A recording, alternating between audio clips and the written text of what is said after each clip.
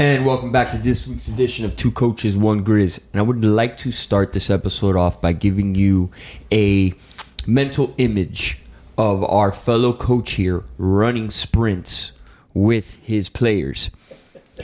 Looking like a very podgy hippopotamus. Okay? You're just a hater. Running You're along just the a offensive hater. line. Now, to his credit, okay, he was not the last one. However, I was concerned about his well-being for tonight's show. You're not the only one. I was a little concerned myself. To the point where I voiced my concern and said, fellas, let's be careful with our OC. I need to tape a podcast with him tonight. And I think he realized it himself that maybe I need to... We were only running 3 with you guys. We were only supporting you guys for 3. Yes. After that, you were on your own. And to the OC's credit, I would like video of this shellacked the defense today. But we got bigger problems. But that's a whole nother podcast in and of itself. So, gentlemen, how are we doing today? And what's the first topic that we're going to be talking about here? Well, we're doing very well. It's good to be here. Good to be able to talk and go over some of the stuff that's been going on in college football, some NBA, definitely a huge MMA card, yes, and a huge upset in boxing. The Cinco de Mayo pushover was not a pushover. No, sir. No, sir. That's got to be one of the bigger upsets in the last decade, right? Maybe even more. Well, I mean, it's not as big as the Rivera knockout when that 360-pound guy knocked out which champion was it? He was a plus 1,500 or 2,000 underdog, but this was a pretty big upset. He was a 6-1 underdog. 7-1. I don't know how Canelo did not step through and respect them more. I for one, like I said, I thought it was just another Cinco de Mayo pushover. It wasn't going to be anything major. And then the next morning I look and it says, upset. Canelo goes down. Canelo loses. And by wide margins. Everybody said that. I had heard it. I was on vacation this weekend, and all I heard was one of the biggest upsets ever in boxing. A guy I had never heard of. First of all, when I look at the guy on the page, I thought for a second I was looking at an upset on an MMA card. But no, then I read the fine line, and sure enough, it was Canelo Alvarez. I'm like, whoa, this is a story. Yeah, I mean, Dmitry Bivol, Russian champion. Yeah, right there. That's such a MMA name. Ready to go. Exactly. Thought it was part of the Karib clan. from that neck of the woods. Khabib clan. Yeah, so Canelo landed a career low 84 punches overall in this fight, which is kind of, he's pretty renowned for his speed and, his reaction and his defensive skills. But this, looking at the highlights and the scorecard, this dude took it to him. Again, everyone said that the guy dominated the fight. Bivol should have won more rounds, supposedly, than they gave him credit for. That's all I keep hearing, that he got robbed a couple of rounds, that it was never close. So, again, to me, that's a pretty big situation there, and that's a huge upset now. And we have to see now if Canelo even wants a rematch, because he might not want. He might want to go at a different weight class. He doesn't feel comfortable at that weight class, and he might not fight him again. There also may be an issue with the trilogy with Golovkin. Now that he took this fight, he might have put himself in line for to contend for a title. That is another big money fight that I'm not sure how long now that's going to go, and Triple G doesn't want to wait too long now. He's not getting any not younger. A spring chicken either. He's not getting any younger. Problem setting up these fights every now and then someone just comes and upsets your ass. And then you got to rework how this goes. Hey, but listen, that's why monkey wrench in the situation. It's a fight, man. The old Mike Tyson, everybody has a plan until they get punched in the mouth. A little off topic of the fighting game, but just the same, a sport that has been revered for its betting over the years. Real quick, did you see the Kentucky Derby? Oh, we had an 80-1 long shot. Shout out to Joey. Great situation there. Let me put $20 on it. I like the name. $20. Let me put $20 on it. I like the name. $1,680. $1,600 later. Have you guys if you have not seen the Our aerial? Joey Meats boy? Yes. Yeah, Carnita. Carnita Oh, I didn't know himself. that. Okay. If you have not seen the aerial view, if you haven't had a chance to take a look at the aerial replays, Coming around the last leg, that horse brother, was not in good shape. He was 12 deep. That horse was 12 deep, maneuvered. The jockey did an incredible job and then brought it home. Yeah, people don't realize how much skill and technique that takes. Unbelievable. And just how really dangerous that sport is as well. Again, and for those of us, and I know as usual, I'm dating myself, but for those that ever played Frogger, it almost looked like a Frogger situation, like the George Costanza. The bob and weave.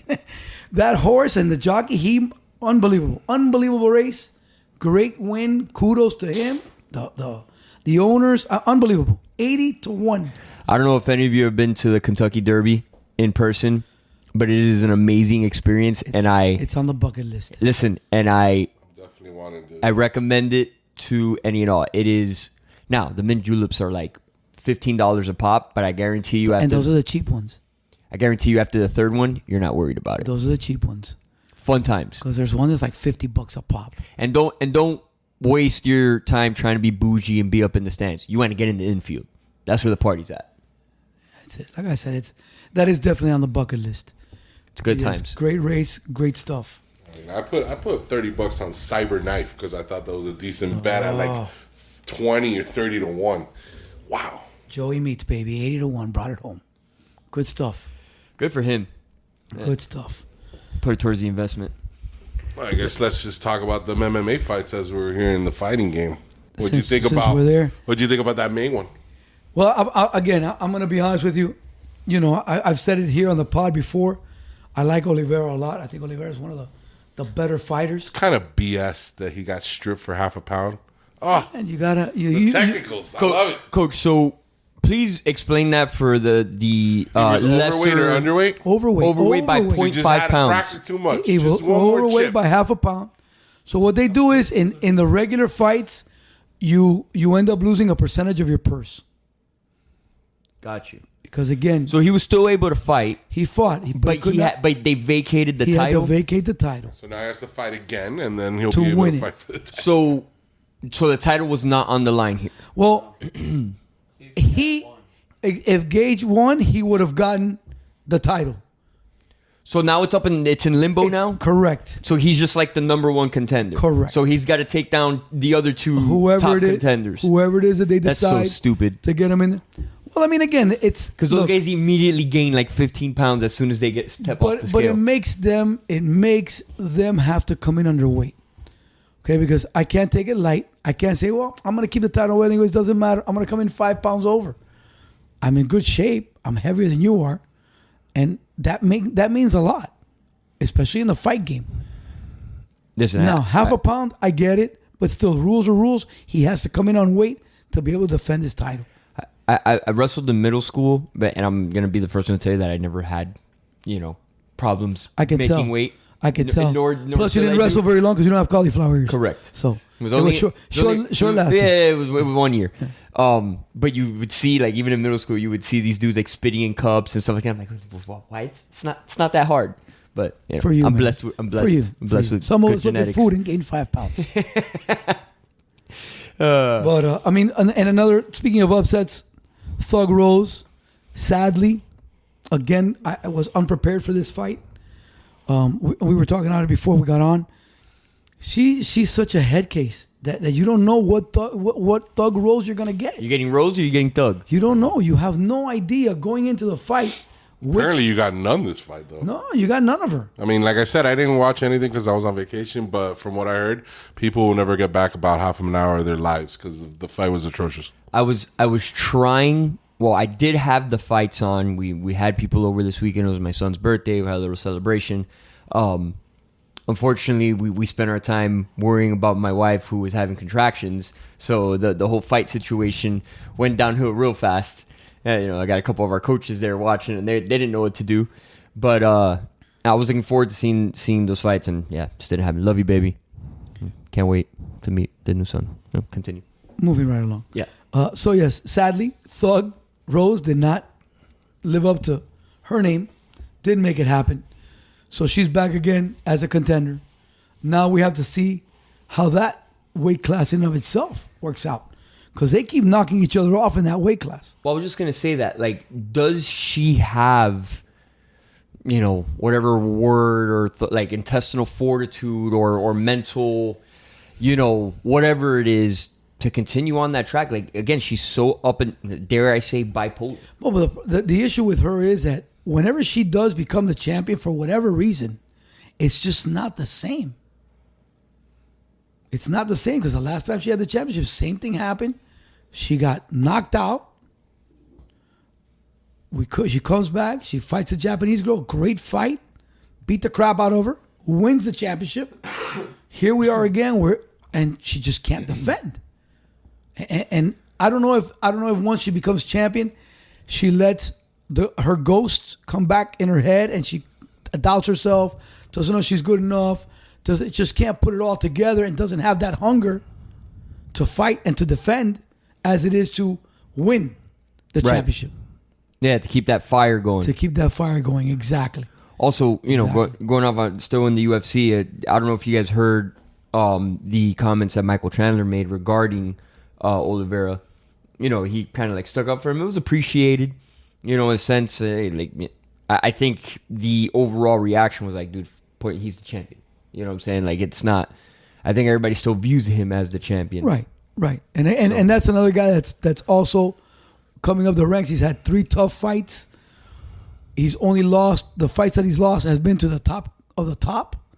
He knocked out Ferguson. Sadly, I think Ferguson. Ferguson's done. Like, he's had a glass chin for a while. Well, he needs to hang it up. He really does. That was his main weapon. His last hurrah. Oh, but what I'm trying to say is his ability to take a punch, his ability to be in a war was what got him notoriety. In this fight game, once you've been in enough wars, you're done. Like Robbie Lawler, like some of these guys that are... the best of the best, coach. To me, Max Holloway is in that... You look at Chuck Liddell, but probably top 3 fighters of all time, and his last couple years, you would kiss him on the cheek and he was out, Like I said, Max Holloway has a big fight coming up with Volkanovski, and Max it's going to be a good one. But to me, Max is in that too many wars situation, in that category. He's told wars. People to step toe to toe to him in the octagon one too many times and trade blows. Your body can only take so much. And so we'll see how that one ends up. But again, it was an exciting night of fights. The fights were once again very, very good. Yeah. The co-main event was a snoozer, but it should have been a lot better. For how many fights they have to not have as many snoozers every week, that's they're doing a great you're job. doing one that's a little off here and there. You're gonna have. I didn't realize she had lost to her about 8 years ago. I'm looking back at her record. She fought her in 2014, the same girl, for the inaugural strawweight championship. So, and this opens the door now for Joanna Jędrzejczyk to come back in, and we'll see how that works out. It also someone she fought in 2018. Yeah, basically all the names you're telling me are there's like 4 or 5 people that just keep walking around the circle here, trading that belt. Again, that is one of those divisions that is loaded, loaded with it's dynamite, quality women that are great fighters. Well, and I personally, I enjoy the female fights a lot more. I think they're more, there's more action in them because they're. I don't know. This is just an opinion of mine. They're much more technical, than a lot of the fights. They're more physical because they're less technical. They go after each other with more punches than the wrestling. That's why you see that some of the wrestling women do so well because they're so adept at the wrestling that once they get their opponent on the mat, it's all over. Yeah, and you're only going to see that be more prominent as time goes on because women's wrestling is now recognized as a legitimate sport. So you're going to see that coming in a lot more in the MMA has done an incredible job of moving the women's championships and the women fighting and making the main events, co-main events. Again, Dana White's done a phenomenal job of moving that side of the card more so than the WNBA. Right, for sure. No, and You would much rather I'd say sit more in- so than on almost any other sport. Correct. Well, For women. to Mario or Correct. to Grizz's point earlier, for the volume of fights and competitions that they have, to have such a low percentage of duds, let's say. Correct. They do a phenomenal job of scheduling and putting it together, because you can't say that about boxing, right? You're paying $90 for a pay-per-view for boxing, and half those fights are snoozers. Yeah, but not only that, it's just Boxing Baby gives you once a month a pay-per-view. All the other fights, nobody knows anyone. They're not marketed like they used to know. MMA is 365. It's every week there's a fight. It's in the conversation every week. That's why we're talking about it. We don't talk about things that's once in a blue moon. This is every week we got something to talk about. And even the ones that I noticed that aren't on pay-per-view are just as good, because what you've said countless times. These guys are hungry. They're trying to make it to the pay-per-view, and you have such a plethora of fighters now. And it's listen, not like the old days. If you take a look at the guys that have left UFC, that fight at Bellator, that fight for the PFL, those guys are going there and winning and dominating. And that shows you the quality Right. of the guys that are in the UFC. Yeah. They have the top-notch guys. And that's me like I said, I don't know anything. To me, UFC is the only thing. I mean, I've heard the other places you've said, but they have other companies that do MMA, and they're just as good, and the fighters are just... the sport of MMA... it's here to stay. Be here to stay. It's still growing. And still growing. And I think eventually will be like football, basketball, MMA. Those will be like your top three. I mean, in my eyes, it's already there. I think that right. I was just gonna say, In my you took eyes, the it's words. already there. I think we're already there. Yeah, we know baseball is not in your wheelhouse. Yeah. It's not, and it's becoming. But I not think in that's- a lot of people's wheelhouse. Sadly, Yeah. It's falling apart in a Sadly, lot. it has. I've already said it. They need 1,000 things to be changed in baseball for it to. And it's funny, right? Because what they're trying to do now with the Sunday night baseball and Wednesday night baseball, they're trying to do like a podcast style situation where they got A-Rod and Michael K. Yucking it up in the corner, like Try to talking and spice stuff. up things. Try to make it more. That's the problem, though. I don't need to see you guys. It's the actual game that needs to spice up, not the announcers and not the little tricks they do. Unfortunately, this is a sport, almost 200-year-old sport that is a gentleman's game. There's not much room for improvement. It's not that. I think the sport is the most stubborn of all sports that doesn't want to change. It holds on to its priceless records, and it's everything has to be the same. It's unwritten rules. But Grizz, don't what like do you- any of that. Let's start with The sport- let's put a clock on these pictures. I'd like to see a little shot clock on these but how- pictures. but What a how natural much- segue this became. But how much does that really help the sport? Like fundamentally, it is Sure. a rigid sport that there's not much that you can change. No, that's quite all right. In the Stick to structure your of the sport. regional sports It's not area like then. football where you can maybe change the dimensions of the field or change but the look, or wait a you can minute. innovate Who play. says you But okay, can't but let change me- the dimensions? No, of but the let me say field or something. Let something. me say something, and again to that effect, right? I get upset because again, I do watch baseball. I do like baseball. I mean, yeah, I don't watch that's- 162 games. I've told you that. I'm a postseason baseball I fanatic. like to sprinkle, okay? Because I do like to take some plays on it.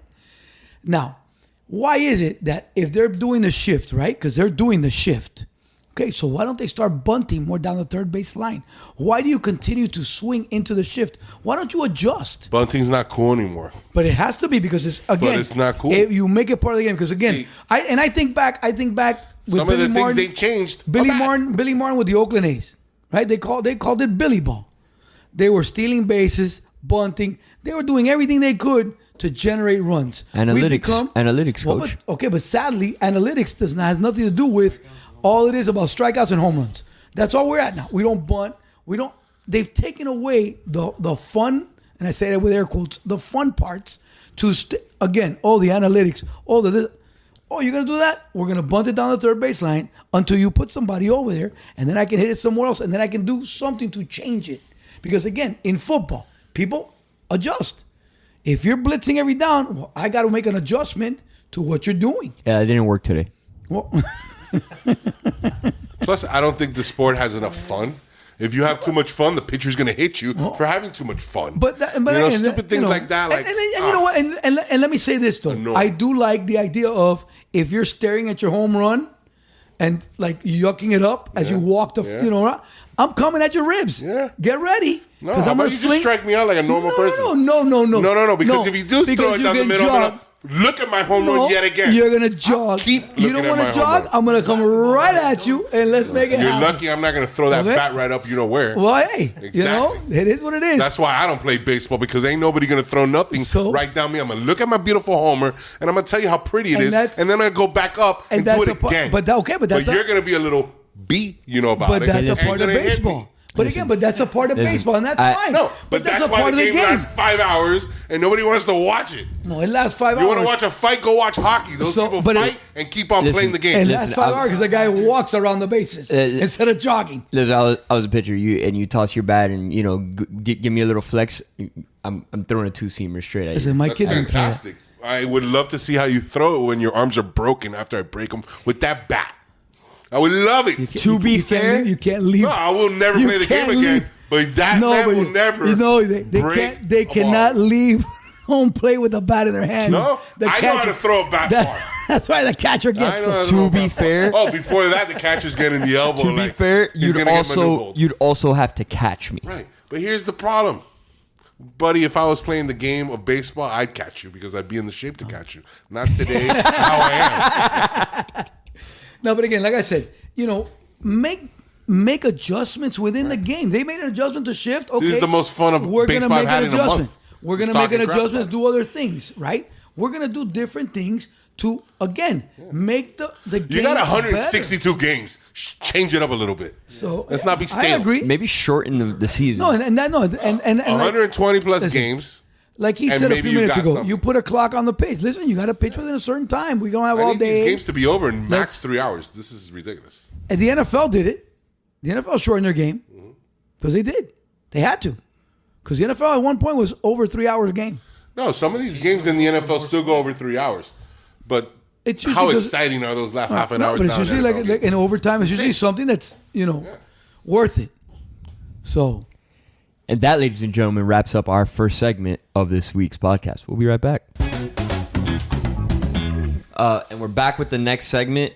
Very, very colorful conversation off air. NSFW podcast. And we'll keep it like that. Yeah, we're going to keep it like that. But phenomenal conversation to the point where I'm drawing a blank right now. Sometimes the best convos aren't aired, and you need to keep it that way. I'm aware, sir. I'm aware. So here, I'm going to help you out there, Frank. How about some basketball? Hey, there it is. Little NBA. Little round ball. As we're speaking right now, the Heat, all right, and the Pistons. The Pistons? The Philadelphia 76ers. Come on, bro. Come on. This convo hit him hard. What's going on here, kid? It's been a long day. Kid? It's been a long day. Besides Gill's offensive line hitting him hard, this conversation rolled him off the street. Grizz. It's the Sixers, sir. And the Heat tied at 2. What we're watching right now is live, and it's awesome. Up 18. I'm gonna be real with you. That film is not gonna be pretty. So yes. They did bad. Listen, man, it's the middle of May. You got time. Let's get off that horse and get back onto these Heat, man. They're up 18 right now. It's not looking good for Embiid and the kids. I'm not going to lie. I am upset, though, that they could not pull out one in Philadelphia. I know. They needed to pull out one in Philadelphia so they could be comfortable. Yeah, that first game they scored 79 was disgusting. No. They had the chance last game. Correct. They just didn't put in the right pieces, as per our producer Ace has been raving about all today. He's not a fan of Coach Spo's decision making. I say let the man who's a top 15 NBA coach do his thing. Relax a little bit. It's looking good right now. We got our players in. It's just Embiid is an animal. And Harden played an amazing game 4. But now he's playing back to where he has been. Not only is he an animal, but I think he also gives them a very emotional lift because he plays hard. He's one of the most emotional players we have out in the NBA. He takes it out there. He plays hard and no filter. And again, messed up thumb, broken orbital bone. He's playing it on the line. I think he had a little bit of back spasm today at some point. He also got hit in the mask with the ball. Yeah, that was rough. when he was going up for a rebound. The guy's getting beat up, and I got to give it to him. I've never not been a fan of his. I mean, my nephew loves this kid. He's a big fan of Embiid. I love his heart, his tenacity. However, I not to cut you off, I will say that yes, I would agree with that. That they could have let their season go to crap after the whole Ben Simmons situation, but he showed some amazing leadership in rallying the troops and pulling them back together. I mean, yes, the whole James Harden acquisition, I don't know how much it helped, but he's a bona fide leader at this point, I would say, for getting them to this point after all that garbage. He's their leader on and off the court. He speaks it how it is because he called out Harden not too long ago. And good for him. And he doesn't play that. he doesn't mince words. Correct. He's not here to finish second. I know this guy wants to win the MVP this year. I know this guy wants to win a title. He's going to give it his all.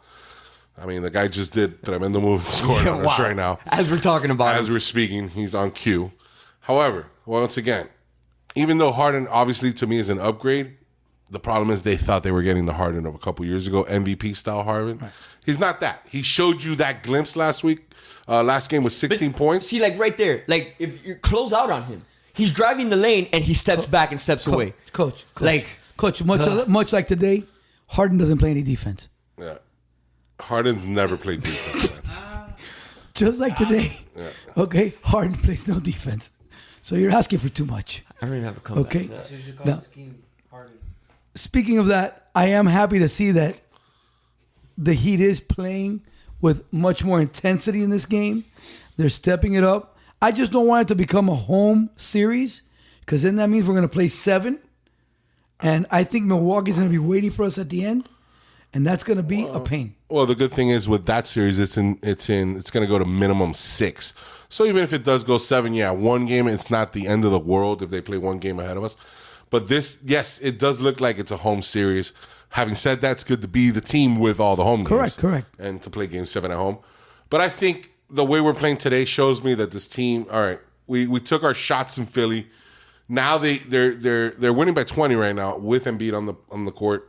I think going back to Philly, you're going to get at least a game, not like the last 2 in Philly. You'll get a game that goes down to the wire. Hopefully we win it and get the rest we need to, face a team like Boston or Milwaukee. Because honestly, either one of those is going to be the toughest matchup. It's going to be a great game. I mean, I think we even match up just as good with the Suns or the Warriors.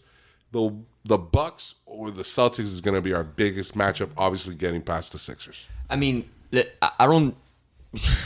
The way Antetokounmpo was playing, I think he's the undisputed best player in the world right now. Like he's been insane. Well, and speaking with that, I think Middleton will be back for the championship series, which just takes that much pressure, that much more pressure off of him. That's the biggest key. If they get Middleton back, that's scary. Yeah, and listen, and Drew Holiday ain't no slouch either. Again, it's going to be a good series, and they are the defending champs. And to me, you guys know I'm not a big NBA guy. House money, baby. And Giannis is the guy that I like the most, other than the Heat. I really like him, and I pull for him a lot. Yeah, and once you got that, he had that for the couple years before that he couldn't get the big game going. Once you win that title and get that off you, he's not going to be scared of any big moments. It's just obviously if they get beat, they got beat by a better team. Right. And with that being said, it's not just a better team, but the pieces around them did not step up how they have to step up. And Boston is an amazing team. Yes. I mean, to me, they scare me just a little bit more than Milwaukee. Really? But, yeah, man. It's just Boston always has that tough tenacity. It's Boston that there's nothing more. There's nothing more than at the Garden. Doesn't matter. But you guys don't think that you match up better with the Celtics than you do with Milwaukee? No. I think Milwaukee's way longer than the Celtics are, and you're the Heat are a small ball totally team. With Milwaukee, with Boston, you get 3 or 4 different guys that could hurt you, whereas more so with Milwaukee, you only have 2 that really are the main cogs. You're gonna need Bam to step up big. against Giannis. And the fact is, yes, they beat us last year, but we beat them the year before in the bubble. So I think, we're not worried about them. Boston, just exactly, man. They have Tatum. I mean, look at Horford. Horford went nuts the other day. I mean, they have a lot of pieces that scare me, man. Brown is money. I don't like Boston. It's again. I don't like either of them. Either series is going to be Marcus Smart is he's annoying. The only reason I want that he's a good matchup is defender. because Bam wants to go up against him because Bam thinks he deserves Defensive Player of the Year, especially the fact that he wasn't even one of the 3 nominated. That's a joke. And in the West, I do think that sooner or later Golden State will. Golden State's going to go to the will finals. emerge. Golden State's going to the finals. Phoenix has been not what I thought they would, even with the injuries. Now they're back to being healthy. I still think they're playing under what they should be. I think they still beat Dallas, but I think the Warriors, man, they're back to being the Warriors. They're playing. They're playing ball. You They're got playing good all ball. their boys. They losing Peyton. They lost Peyton this week to that's another big thing in that matchup. You have John Morant. fractured elbow, right? First game of that, you had Draymond getting Ejected. ousted because he did a flagrant. The game after, they flagrant right back on Peyton, lose him for the series, for the playoffs. And then the next game, they said Poole did a non-player, non-baller kind of move, non-basketball kind of move. Like, they're going for the ball. It's incidental contact, I think. He bruised his knee. Oh, well, sorry. But I'll tell you what, that is the guy, though, that is really saving them. Because losing Peyton and stuff like that. Oh, no, Poole? Poole steps in and is playing Poole very, playing very the well. way he's been He's this whole playing year very is well. the reason. Very well, correct. That's going to get them to the finals over the Suns to be. You needed that extra third scorer to dominate, and that's what you got. Like I said, Wiggins is your 5th best player. Which is scary. That is scary. That's Yeah, scary. I mean, like, what do you do there? That's death lineup part 2. Correct. That they checkmated the Cavaliers. When I think it was the first year. I mean, and then you look back at the stats. If you covered the wins and losses, LeBron James is the MVP of that series. He took him to 6 games by himself. His second best player was a 5'11" Australian guy. At the end of the day, they were up 3-1 or 3-0. I'm talking about right. year one. No, I'm talking about the next time. They were up 3-0 Right. and ended up losing that championship series, which is unheard of. You're never up 3 games to nothing. And the Warriors were up 3-0. It was 3-1. They were up 3-1. Or 3-1. But again, And the NBA gave him the stimulus No, package. there's only been, I think, less than 10 of those. And to be the best record in the history of the regular season Correct. ever, up 3-1 and lose that was And that's what I'm saying. LeBron was unbelievable. able to get that done, and those guys were cruising. So That was again, the whole Draymond getting Getting kicked out of game suspended. 5. Correct. That changes everything. so again, I do think that's going to be the representative in the West, and then we'll see what Miami can do with Milwaukee or Boston. I do think it's going to be Milwaukee though. So we'll see how that pans out. We'll see how it pans out. I mean, obviously, it's going to be interesting. It's only going to heat up more, right? It's going to be exciting No basketball. pun intended.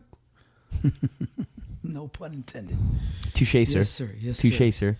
And now, speaking of no puns intended, the NIL is not a pun.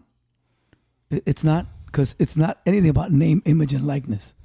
Everything that they're doing is not about the guys making a commercial about Potemkin Chevrolet or anything like that to make paid. a couple $100. So here's my thing. Essentially, where we're at this point is, us, Two Coaches, One Grizz.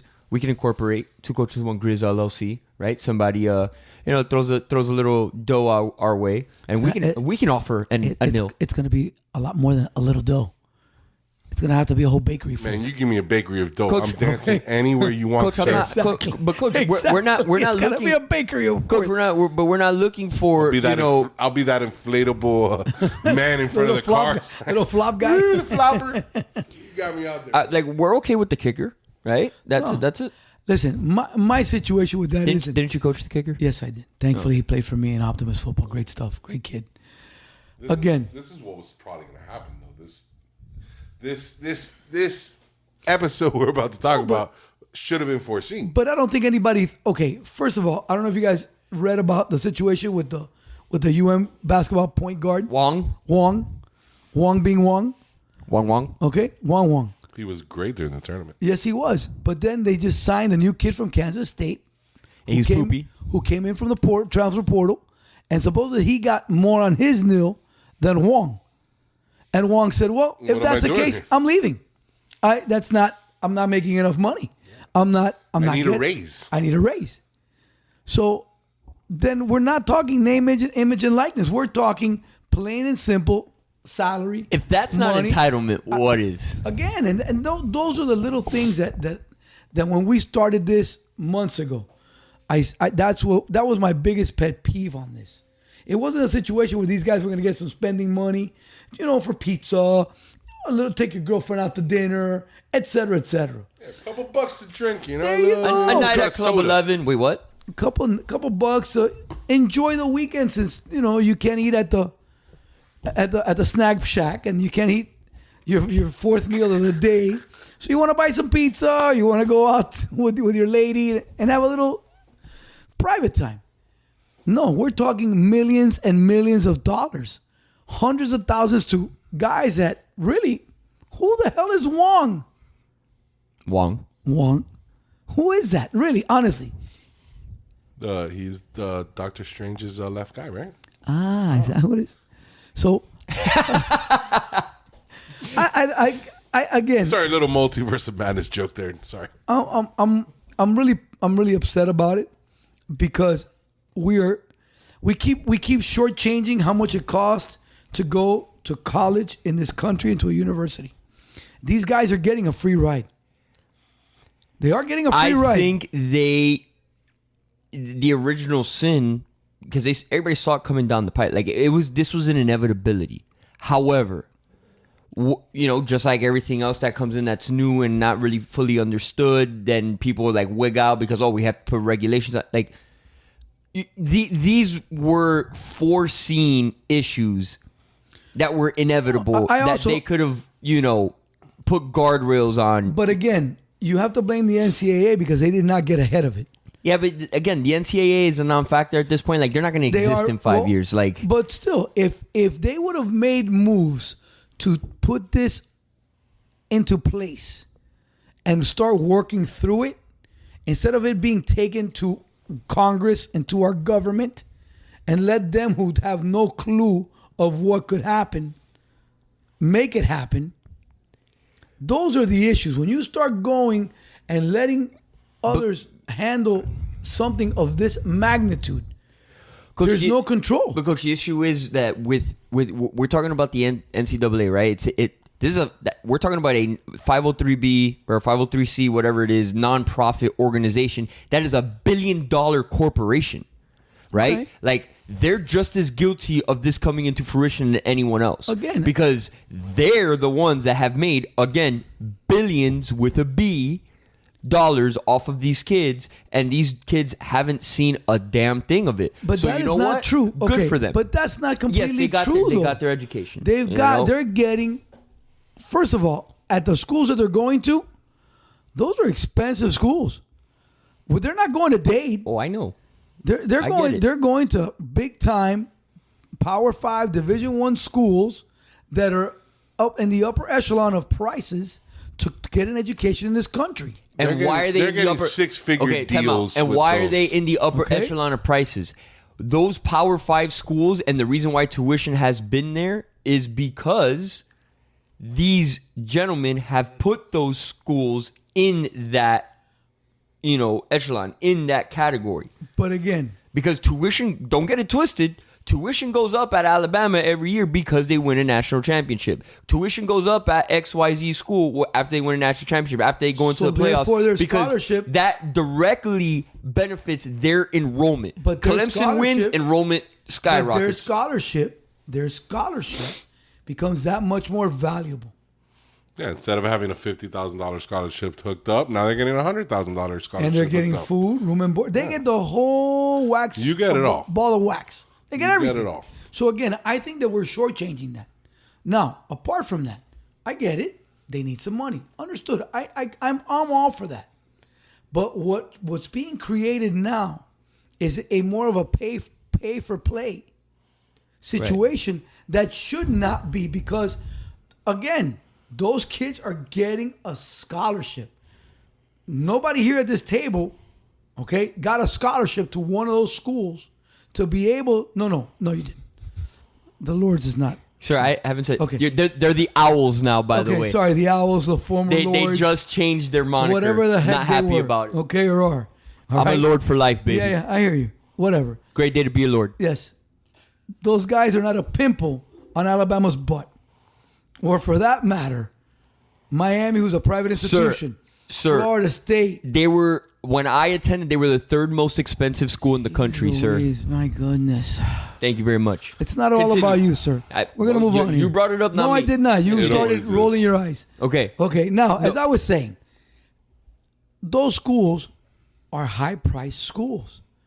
Your scholarship is worth money. On top of that, you graduate from one of those institutions, your networking value or your network value is fivefold because you're going to get a company, you're going to get a chance, hey, who came off the football team? Oh, no, man, John Smith is excellent. Tyrone Jones is a great kid. Man, you should call him up. Super good, great class event. And all of a sudden, they get plugged into a six-figure salary because of where they graduated from, where they went to Coach, school. I'm not saying I disagree with you. I agree with a lot of your thoughts and your beliefs in principle. Where I differ is you have these young men, right, have been gifted these otherworldly talents, okay, by your creator, whoever you believe in, whatever the case may be, okay?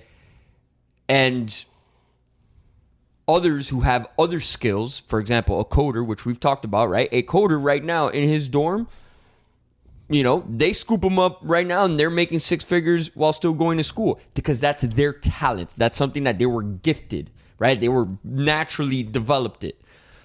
If they can make a profit off of their skills that they worked on, that's no different than a football player, a baseball player, a basketball player who has these God-given skills. Why shouldn't they be able to profit off of those skills? They're going to have an opportunity to play at the next level. But the way that the NCAA rules were set up, and now, yes, a lot of it has changed, they weren't allowed to because of the BS rules of the amateurism and stuff like that.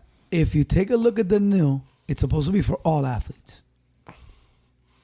So we're now making some athletes more valuable than others. But it's a free market economy just like what it is in the real world. Yes and no. Well, for instance, the top-notch athlete that did get that full ride, he's different from the walk-on that came on, So he's not going to get that kind of NIL anyway. However, I do agree with you what you're saying that some of these guys are getting an absurd amount. I don't need to go. I don't need to go pro anymore. Yeah, I don't need to continue coding. They're good at this moment. I don't need to continue. I'm making so much money that I don't need to go to the next level of coding. And that's my concern. My concern is these kids are making an exorbitant amount of money. They don't know how to spend it. They don't know what to do. I mean, heck, let's be honest now. How many of these guys go to the pros and throw it away? Because again, they're ill prepared for this much money. And here we got 17, 18-year-old kids getting millions because they're going to play. Oh, listen, if you sign with us, you got 1.5. Well, no, but if you sign with these, we can get 1.3. And the kid might get hurt the next day and never play a game of football and still got his mill. And he stays there. If he's smart, he can finish out his degree. He can get his degree and move and be better for it. Yeah.